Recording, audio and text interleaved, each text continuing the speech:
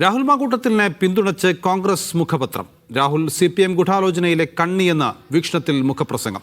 വീക്ഷണത്തിന്റെ നിലപാട് തള്ളി കോൺഗ്രസ് നേതാക്കൾ. മുകേഷിനും ഗണേഷ് കുമാറിനുമെതിരെ ഉയർന്ന ആരോപണങ്ങളും ശബരിമല സ്വർണ്ണക്കൊള്ളയും ഉയർത്തി പ്രതിരോധം തീർക്കാൻ കോൺഗ്രസ് തീരുമാനം. രാഹുലിന്റെ രാജി ആവശ്യപ്പെട്ട് CPM. രാഹുൽ മാങ്കൂട്ടത്തിനെതിരായ പീഡന പരാതിയിൽ കോൺഗ്രസ് നേതൃത്വം സൂക്ഷ്മതയോടെ പ്രതികരിക്കുമ്പോഴും രാഹുലിന് പൂർണ്ണ പിന്തുണ പ്രഖ്യാപിക്കുകയാണ് പാർട്ടി മുഖപത്രം. രാഹുലിനെതിരായ പീഡന പരാതി വ്യാജമെന്നാണ് വീക്ഷണത്തിന്റെ വാദം. തെരഞ്ഞെടുപ്പിൽ ജയിക്കാൻ പ്രതിയോഗികളെയും കുടുംബത്തെയും CPM എക്കാലത്തും കണ്ണീര് കുടിപ്പിക്കാറുണ്ട്. CPM ഗൂഢാലോചന പരമ്പരയിലെ ഇങ്ങേയറ്റത്തെ കണ്ണിയാണ് രാഹുലെന്നും വീക്ഷണം മുഖപ്രസംഗത്തിൽ പറയുന്നു. എന്നാൽ വീക്ഷണത്തിന്റെ നിലപാടിനെ കോൺഗ്രസ് നേതാക്കൾ അപ്പാടെ തള്ളി. അത് ഞാൻ പരിശോധിക്കും. വീക്ഷണത്തിലെ ലേഖനങ്ങൾ സംബന്ധിച്ചോ എഡിറ്റോറിയൽ സംബന്ധിച്ചോ എന്തെങ്കിലും പോരായ്മയുണ്ടെങ്കിൽ അത് പരിശോധിക്കും. രാഹുൽ വിഷയം വീണ്ടും ഉന്നയിക്കുന്നത് സ്വർണ്ണക്കൊള്ളയിൽ നിന്ന് ശ്രദ്ധ തിരിക്കാനുള്ള CPM തന്ത്രമെന്നാണ് കോൺഗ്രസ് നിലപാട്.